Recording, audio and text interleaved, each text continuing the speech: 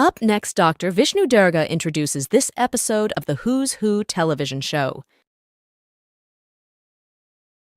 Welcome to this edition of the Who's Who in Guyana Business TV Show. At the time of airing of this show, the team is at the Offshore Technology Conference, of course, promoting the Who's Who in Guyana Business, all the companies that are within the Who's Who, and making a lot of connections, making sure that we know as Guyanese what all the opportunities are internationally. We'll be coming back with a ton of connections, a ton of leads as well for companies that can benefit from these. And of course, we will be distributing hundreds of copies of the Who's Who in Guyana Business Directory at the Offshore Technology Conference, which is held in Houston, Texas from May 6th to 9th. So if you are not yet in the Who's Who, please make sure that you benefit from that type of lead flow as well. People are looking for information about what is happening in Guyana and how they can participate. So if you are looking for bigger customers, investors, better suppliers, or just generally connections that help you build relationships, then of course the Who's Who directory is a tool that can really get you those type of results. Next, Dr. Durga and Mr. Philip Barton has a conversation about time management and employee retention. I am excited to get this conversation up and running on what do we do as business owners in the question of retention, in the question. Pray diligently daily. Other than that, if you actually want to roll your sleeves up and get some work done, I think you first of all have to decide where are you taking the organization? What's the destination? And to take some time out, because what I notice with a lot of business owners is that they started off sometime in the past and they keep working day in, day out. When they become overwhelmed by the amount of work they have to do themselves and they bite the bullet and they take someone on, they kind of forget to tell that person why this business was started in the first place, what the real purpose of the business is, what the real objectives are. And they just put the person to start doing this thing that they're no longer doing. And God forbid it grows, they do it, they repeat that again. They bring a second person on, second person asks the first person, hey, what's this all about? They don't I know. And this is, I just showed up and they tell me to do this. So step number one, taking some time out to understand where did you want to take the company? Where is the industry taking the company? Because you have control of some things, but not much. Where are your clients taking the company? What do your clients keep pushing you to do that's kind of telling you, okay, shift course, correct course. Documenting that. Where do the team actually want to go? Like, why is this team here in the first place, but also for the long term? Is this somewhere that they can see themselves growing and developing themselves as well? So all of that, we refer to it as destination mastery. So be very clear on where you're taking people. Second thing that I think you need to start working on is money mastery.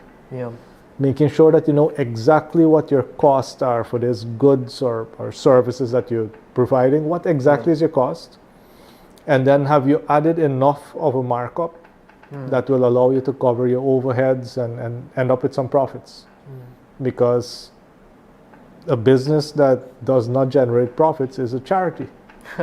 And nothing wrong with charities. I love charities. However, I love to make money so I can give to the charities of my choosing. I cannot afford to have my company run as a charity and then there's not enough for anyone. Right? So you got to make sure that we're profitable. Then, of course, you need to work on delivery mastery. And delivery mastery is make sure that people get what you promise them. They get what they are expecting from you. Or above it. In Guyana, I would say, make sure they get what you promise them. Because getting above in Guyana rare. seems to be a big stretch. Because people keep wanting to go above, but they're not delivering the key components. If I wanted a 5-piece chicken, Makes no sense you smile and you run out to the vehicle, and by the time I get home and I open it up, it's 3.5-piece chicken. Yeah, yeah. Make sure I get my 5-piece chicken. Yeah, The rest of it is good as a bonus if you can deliver it. But give me what I'm expecting. Give me what you promise. Yeah. And then, of course, I think probably most importantly, time mastery. We all have 24 hours in a day. A beggar or a billionaire has 24 hours in a day. So it can't be the amount of time we're given, it's how we are using our time. So starts with you, is every hour, minute, and for those high performers, second of your day actually accounted for. Yeah. And only when you can master your own time can you then start working with your team to manage exactly how they can get the most out of their time. Starts with you.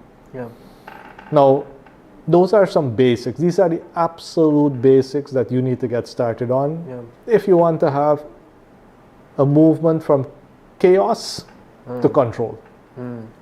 Bare minimum. I don't know if you want me to go on to more, but or if this has already overwhelmed you. Time management. We in Guyana and many Guyanese that are looking at this understand that we don't even need to talk anymore. Once you say time management, we in Guyana, we understand the problem that exists there. What are some steps that can be put in place? What are some structures that can be put in place to become a better time manager? I love it when people say we are in Guyana, because 10 years ago, that was true. Now, the world is coming to Guyana. And if we actually had like 100 million Guyanese, we could keep saying, well, we in Guyana. But unfortunately, neither you or I have produced sufficient Guyanese for us to even cross the million mark. So unless we take all our time and start producing more Guyanese, we will have to take this time and start getting more out of every single day that we are blessed with. With that said, the world is coming here with their expectations. The world is coming here not because they have nothing to do. The people who are coming here are bringing their own time, their money, their people, their intellectual property, their plans, their need for a profit to come out of this. Expectations. To Guyana, their expectations. That's what they're coming here with. And guess who they'll be working with? Guyanese? People who can match their expectations.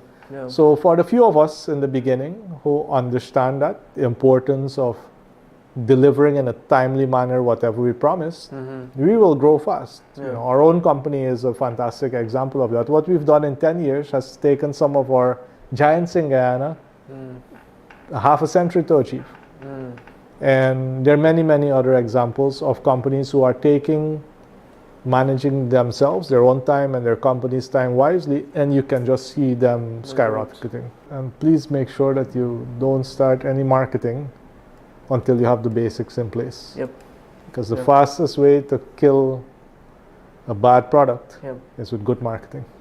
Thank you very much for the 5-minute talk, helping us become more competent in our actions, in our systems, in our expectations, and delivering our own expectations first before even attempting to say we can do it for clients.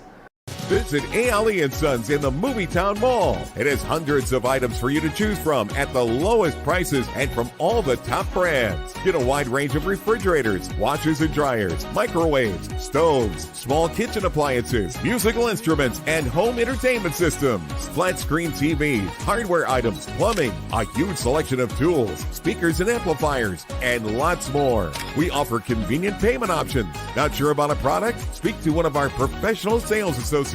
They will answer all your questions. Our Movie-Town store is larger and more comfortable to shop. You can also visit us online at www.aleandsons.com. Everything is in stock and ready for delivery. Ale & Sons, making life better one day at a time.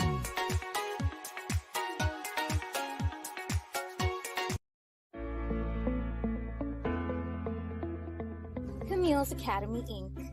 We are the premier provider for private education in Guyana, and through our mission, our excellent team delivers a well-balanced curriculum that integrates technology and innovation to our educational programs to inspire children to reach their highest levels of success. Check us out at any one of our 4 locations or contact us today. Enroll now for nursery, primary, and secondary level. Camille's Academy, Inc. Be inspired to innovate. Discover a whole new level of engine performance. Ready for the twists and turns. Ready for the road less traveled. Ready for the unexpected. Ready for the thrill. Extreme performance. Hyundai X-Tier.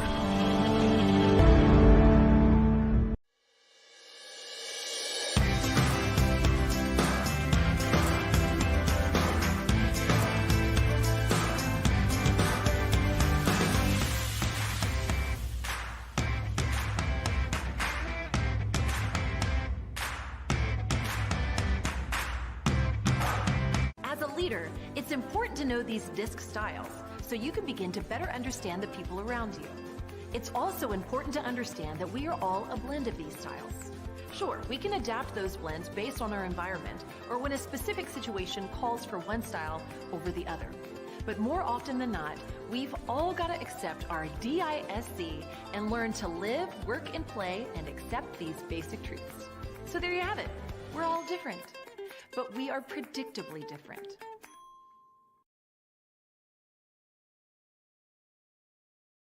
Up next, Coach Upasana and Coach Keon talk about their journey to becoming action coaches. Hi everyone, Coach Keon Smith here. And in this episode, we're going to be having a conversation with one of our newest coaches to join the team, Coach Upasana Modlier. And we're just going to be diving into, first of all, understanding what is that drive? What is the reason behind even thinking about becoming an action coach? I'll definitely ask her about hers, and I will also share mine as well. So first of all, Coach Upasana, what made you want to become an action coach? Well, thank you. That is definitely a question that's been asked all around. Everyone that meets me and you introduce being a business coach, why did you choose this path? For me, I've been a part of the Action Coach family for more than 8 to 9 years now. I was actually a client of Action Coach, and being able to, I spent 2 years within the family of doing coaching, and I realized that this is something that everyone who have a business or who would like to grow their business should be able to engage in. And then is when I have the opportunity to where I train women, and I realized that, you know what, that women, there is the need for them too, because they're starting up their business, they're having so many challenges, and if they do follow the Action Coach system, I think they would definitely have a smoother flow. So that propelled me that, you know what, and I have a passion for women. I gravitate to in helping women in any way possible. And that made my decision much more easier to say, here, let me join the team to become a coach through the Action Coach system to help others. Excellent. That's really exciting. And just to think about it from understanding your background, not just being a client, but your background academically. Some persons might be thinking your transition from science, and I'd love for you to talk a little bit about that, into this business world. What made you make that transition, first of all? Okay, so my academic stems from the fact that I am a chemist by profession. I have a degree in chemistry from the University of Guyana. And I worked in a pharmaceutical company for 7 years of being the senior chemist. It was absolutely a pleasure. I love working there. I love being in the lab and using my hands and all of that. So it gives me great joy. But then after that journey, after 7 years being there, I got the most sudden news of my life. I think most persons, when this happens to them, they will feel. I lost my father. And he was the owner of our business.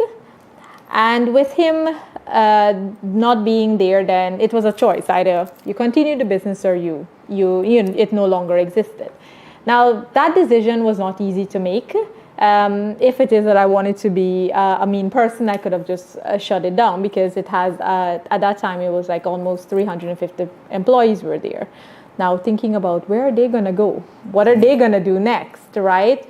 So myself and my sister, it was a family-owned business, of course, we decided, here, we're going to take the torch on. So I stepped out of working world coming into my business, and obviously coming from a science, coming into a business perspective, it became difficult. So I needed to learn, because I'm a person that if I don't know how to do it myself, I can't expect to help or share with anyone else. So I gravitate to knowledge. So I decided to step into our business, sign on to Action Coach. Also, I went down the path of doing my master's in business administration, so that I can be able to better serve and to help persons, and to be able to grow my business so everyone else could benefit. Excellent. Now, I do understand that it was an emotional element in your life that may have caused you to make that decision, but you seem as if you're enjoying it. And one of the things I wanted to point out, based on what Coach Pastor just mentioned, is that not only did she take up the mantle of being in the family business with her sister, she also understood that she needed to educate herself in the field of business as well, hence going on to complete her master's degree. And this is a concept that we often position here at Action Coach, that the more you learn, the more you earn. So it's very important not only having the passion and the drive for what you do, but always think about how can you tap into that learning environment. Whether it's a short course, it's a YouTube video, or the diploma, your degree, or your master's degree, and even your PhD where necessary. So Coach Upasana, you've went through the transition. You finally became a business coach. Can you tell us or share with us, what was the journey like from the point of making the decision to actually graduating from the program?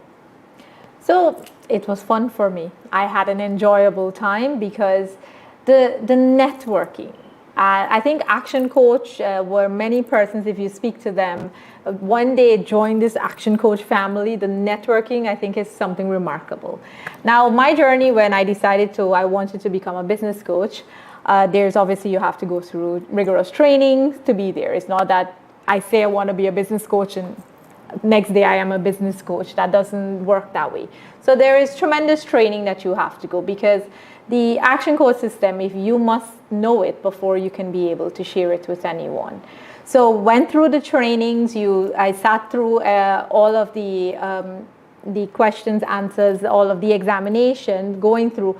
But what made it even more fun was that not myself alone was sitting there. You were other people from around the world that was in that training also.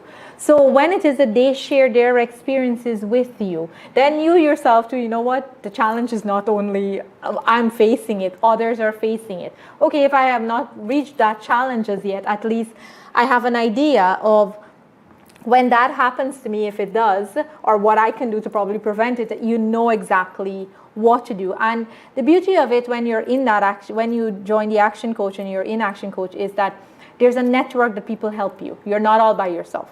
There's always a support that there is something you're not sure of, someone would be. And everyone is willing to share. And I think that is where it makes it fun, anything. And Action Coach, they always make learning fun. There's always the fun in it, and that's what makes you gravitate and want to keep doing it. Thank you very much. And as you were sharing your story, I went through my own period of nostalgia, where I remembered when I first made that decision to become a business coach. It actually allowed me to marry two of the things that I absolutely love, which is public speaking and being able to help other persons. When I was thinking about becoming a business coach, it was more along the line of where do I find a company or an organization with a vision that enrolled and inspires when it comes to abundance? And our vision here, it's Guyana's abundance through business, through education. We understand that persons know a lot of stuff out there, but sometimes we tend to forget the stuff or we're not putting it into practice. And this is where coaching helps you not only to get the education, to be reminded of it, but also to put it into practice so that you can actually see the results of what you know. So Coach Keon, you've been a business coach for a number of years now. So why don't you share with us what the feeling is like to be this business coach, and why did you go down this journey of becoming a business coach? Excellent. Thank you very much, Coach Upasna. First of all, I believe my decision to become a business coach is really foundation in my drive to help people, to see persons become their best selves. And when I was informed about what Action Coach was all about, this was in 2015, in a very casual conversation with Dr. Vishnu Durga, when he asked me upon my return from Barbados, what was I planning to do? So of course, back thinking about settling and job hunting, and he told me that he had acquired this franchise in November 2014, and he was thinking about launching it, and the vision based on Action Coach was World Abundance Through Business Re-education, where its main focus was helping business owners to improve their business operations. That sold me. It wasn't a building, it wasn't an office, it wasn't any accolades pertaining to coaching. It was simply that vision statement that was said to me. And that is how you can know, from the business perspective, the importance of a well-crafted vision statement. Because your vision statement is meant to enroll and to inspire. Enroll meaning that you need people to come on board because of what the vision is, and inspire them to do what they need to get done, to be committed, to give up their best. So that is, from that point, me just saying yes to even having that discussion, I think that's where my journey started. And upon coming and experiencing what the franchise is all about, and seeing and hearing about the tremendous impact it was having on businesses around the world, I definitely wanted to be a part of bringing that here to Guyana, and that started me on my journey to becoming a business coach. Becoming a business coach, I can tell you, has been one of the best decisions I've made in my professional career.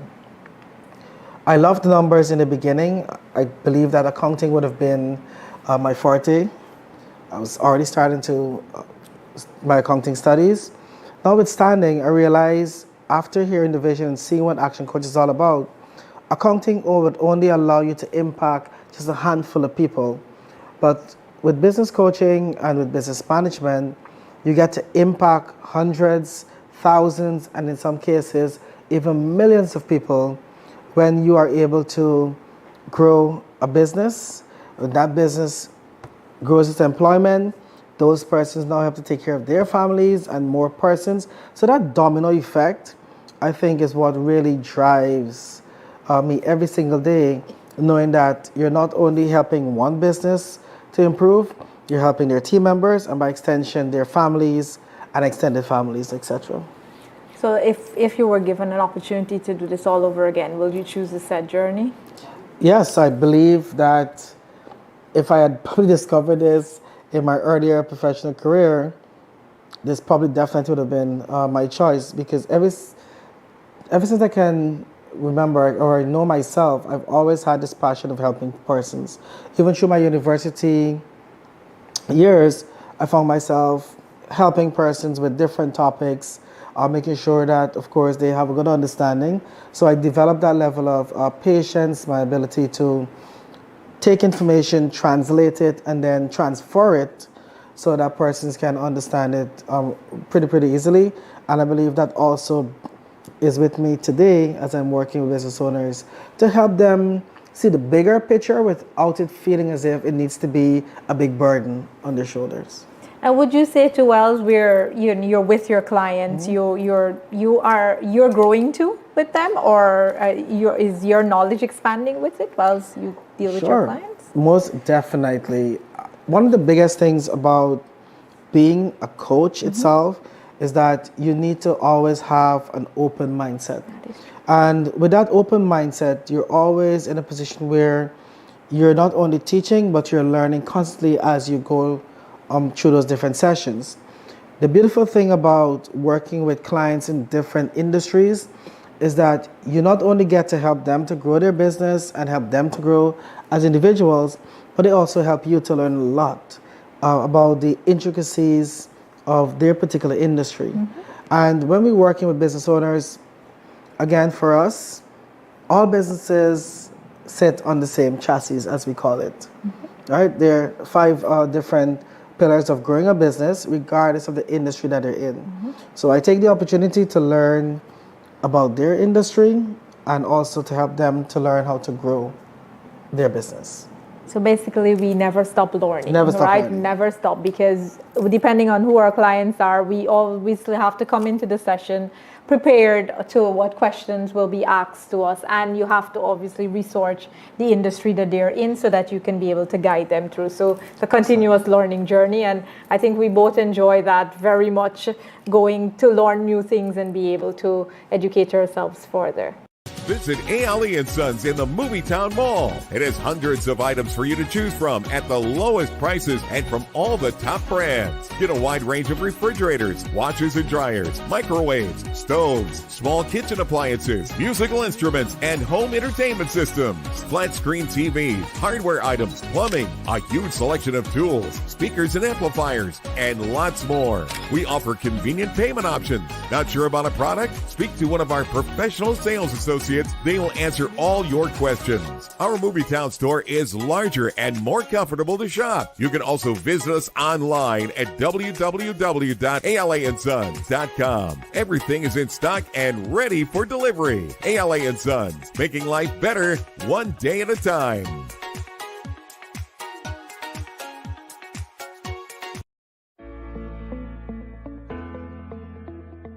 Camille's Academy, Inc. We are the premier provider for private education in Guyana, and through our mission, our excellent team delivers a well-balanced curriculum that integrates technology and innovation to our educational programs to inspire children to reach their highest levels of success. Check us out at any one of our 4 locations or contact us today. Enroll now for nursery, primary, and secondary level. Camille's Academy, Inc. Be inspired to innovate. Discover a whole new level of engine performance. Ready for the twists and turns. Ready for the road less traveled. Ready for the unexpected. Ready for the thrill. Extreme performance.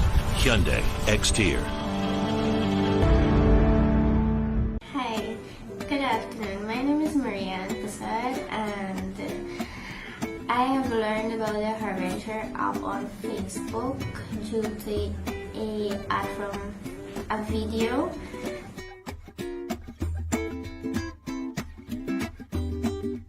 I have learned from the app that I actually gained the knowledge and the thinking ability about how to launch a business, the steps, how to finance, how do I go about doing everything, and what's not. I basically learned everything I need to know on how to launch a business.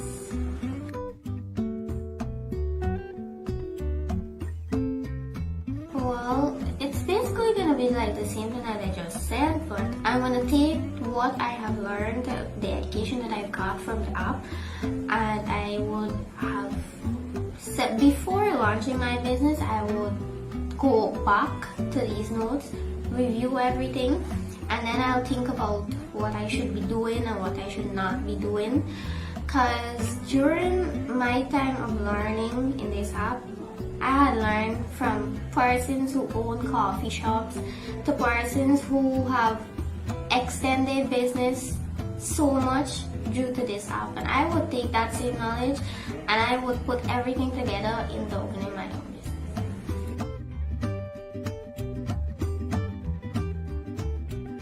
I would recommend it because it's very good. I would say that I'd give it 100%. It had made me learn things that I have never learned before. It had made me know things that I should be knowing at this age, and it had helped me in ways that I can successfully be a businesswoman. So I would recommend it because it is a very good app that you can learn so much things from.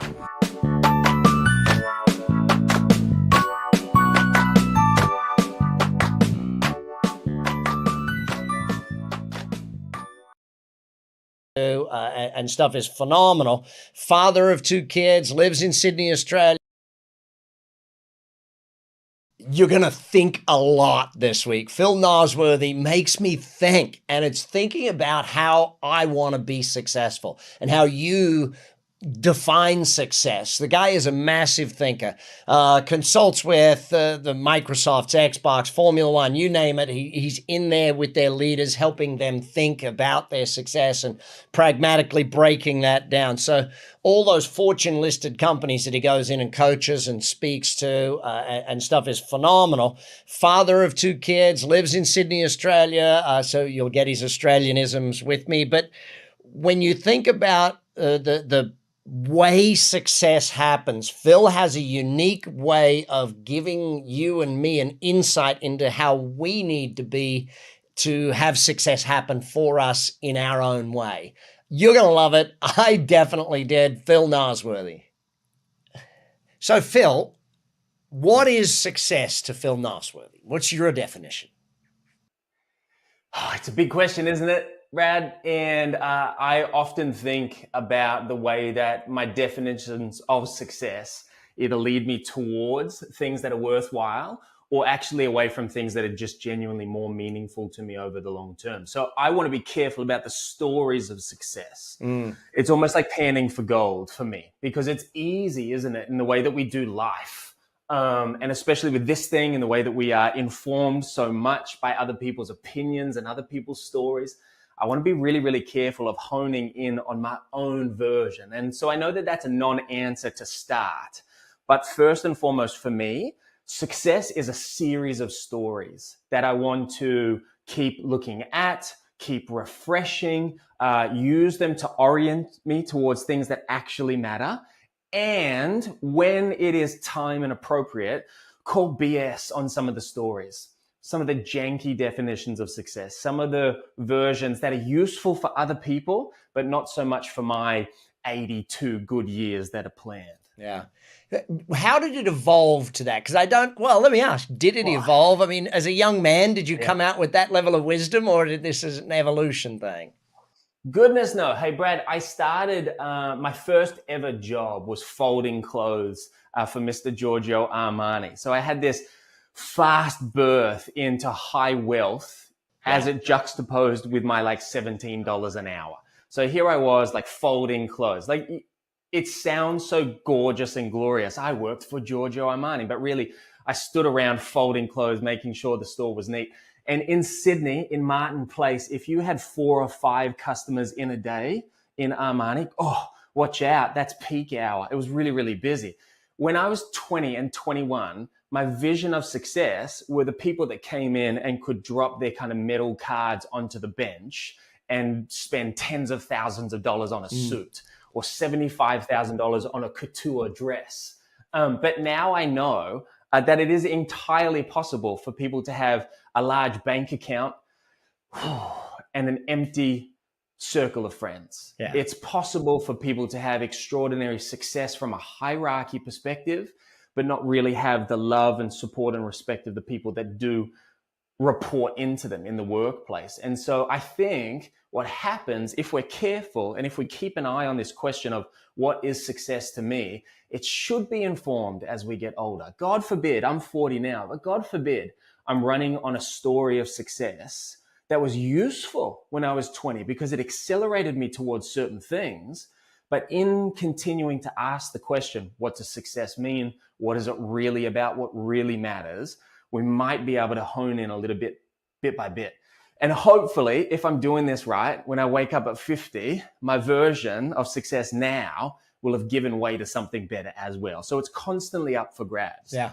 That's the bit where I want to be careful, though, of also not lowballing myself. I want to be careful that my vision of success isn't like a false contentment or using comparison in ways that are really helpful on the days where we're feeling heavy about ourselves. I'll compare myself sideways. Well, I could have been here or it could be worse. I want to compare myself up. What is possible for myself? So all the while sifting through this constant set of stories to find the things that will drive us and move us forward and put us in a position where we can add as much value to the lives of other people. Love it. Love it. When do you think in your life you chose success? Like you chose to be above average? Where did that happen? As a young man? Where did you see that as a reality? There have actually been a couple of lucid moments. I remember when I was 12, my dad's a Baptist pastor. And we had a guest speaker come through church once, so I grew up around people who use words for a living. And this guest speaker was like your iconic, dorky, motivational speaker. I climbed a mountain. You can climb mountains too. And I'm 12. I thought this guy was pretty special. Yeah. And Dad pulled me over and said, hey, any words of wisdom for my young boy? He's 12. And this mountain climber said, hey, Phil, here's a piece of advice. All mountains are hard to climb, but the view from the top of some is much better than others. I was 12. I thought, what on earth are you talking about? Like, cool, man. Nice story. See you later. Can you sign my shirt? But the older that I get, the more I realize how much wisdom is packed into that little statement. Yeah. Is that it takes a lot of work and effort for just about everything. I've got friends who are school teachers. Holy smokes, do they work hard. I've got friends who are CEOs. Holy smokes, do they work hard. But some work is disproportionately rewarding compared to others. And so I do remember being very, very conscious. Like I've chosen to create content, use words to change cultures and individuals' lives. And because of a couple of quirks in the way that some work is valued more than others, that kind of work is disproportionately rewarded. So I do remember actually being really quite deliberate to say, if everything is hard yakka, Australian for hard work, I want to be in a position where I can be disproportionately rewarded for the hard work that I do. So I've chosen in time and time again to things that other people find hard, things that few people can do. So this goes all the way back to Adam Smith. So for all the economics dorks, Adam Smith, The Wealth of Nations. He says, you got to understand how value is created. And Brad, not enough people get this in life because the last 20 years, as people have moved into the knowledge economy, we've all been regaled with these stories of do what sets your heart on fire. I love that idea. I really, really love that idea. However, sometimes the things that set my heart on fire are not rewarded very well. Yeah. So I want to be careful that I am oriented towards my passions and my sense of purpose, but also the things that I can use to provide for the people that I love most. So Adam Smith said, hey, if you want to generate value, there's only two things that really, really matter. Find yourself like a bucket of work where not many people can do it. Because where there's a lot of people who can do it, the pay will be small. Where there's only few people who can do it, the pay will be big. So I want to orient myself towards things that other people can't do and orient myself towards things that people don't want to do. So what's top of that list? Public speaking. So I remember quite early on choosing into things that other people would find really scary or difficult, and in getting good at it, have been disproportionately rewarded for it. So I guess that's part of the answer to this question. what is the Phil success model, or how does success happen? Do you have a formula for it? What's your theory on how success happens for people? Yeah, see earlier conversation about the need to ask questions for ourselves and to ourselves.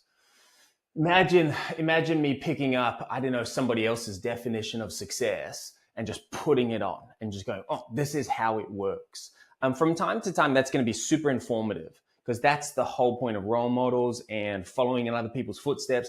I don't want to make the mistakes that are really kind of obvious. I mean, the late, great Charlie Munger, he said, hey, if you want to be successful, there's a couple of things to avoid. Have great relationships. Don't cut your money in half. Like all of these kinds of really simple things. We can learn from the mistakes of others, but we really want to be careful of like wholeheartedly adopting everything that has defined success for them. So I think self-awareness really, really matters. And I'm not sure it's a formula as much as it is an ongoing practice. But, you know, self-awareness isn't something that we do. Self-awareness is something that we can, best case scenario, arrive at incrementally if we continue to practice it. So if self-awareness is an output or an outcome, self-reflection is the practice. And I think just about more than anything else, the willingness to ask ourselves good questions and to open ourselves up to external influence. Now, you're talking about the input of people that we respect and trust who have done it before. So I'm not sure it's a formula for success as much as it is an ongoing practice that would lead to the kind of self-awareness, that emergent qualities, better decisions, equanimity, so calmness in duress, tolerance for discomfort, all of those things that are prerequisite parts of successful people, that are the building blocks of a successful life. They all tumble out of self-awareness. And then we've got to remember self-awareness isn't something we do. Yeah. So what are the things that lead to self-awareness? Slowing down, checking in, asking ourselves high-quality questions. Relationship between failure and success. What are your thoughts? I really do subscribe to the belief that we only fail when we give up. And giving up isn't the same as when we stop, because as entrepreneurs, we understand that you can stop doing one thing and start doing another. And because of the weirdness of our relationship with like stopping as entrepreneurs, we just relabeled it. We called it pivot. So we pivot. But really, it's just code for like stop doing that, start doing that, or refine the process over time. I really do think there is no failure for people who are prepared to just rumble forward. It sounds so dorky, but our emotional relationship with the story of failure.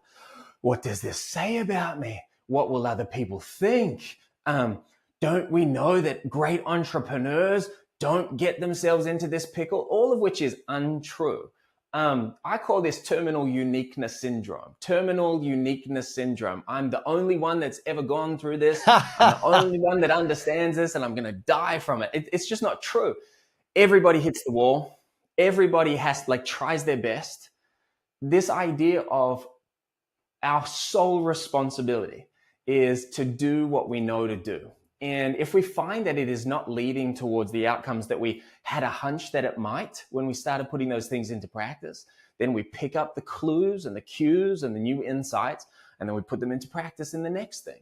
So the relationship between failure and success is a very, very strong one, because no one comes out of the womb, no one comes into the workforce, no one hangs a shingle, he nails it on the first try or on the first day.